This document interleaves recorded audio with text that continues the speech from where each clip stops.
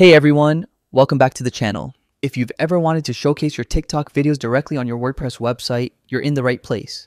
Today, I'm going to show you a super simple, step-by-step method to embed TikTok content on WordPress, and it only takes about 5 minutes.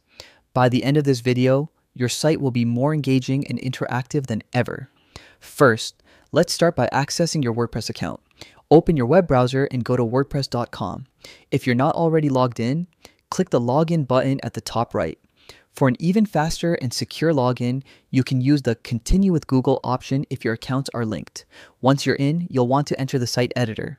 From your dashboard, look for the Quick Links panel and click Edit Site. This will take you to the page editor where all the magic happens. Now it's time to add your TikTok content. In the editor, click the Add button located at the top left. This opens a search bar where you can type TikTok. You'll see the TikTok Embed option appear. Click it to insert the block onto your page. Once the block is added, all you need to do is paste the TikTok video link from the TikTok app or website into the block. WordPress will automatically generate a live preview of your video. You can drag it to the right spot on your page, resize it if needed, and even add captions or context around it.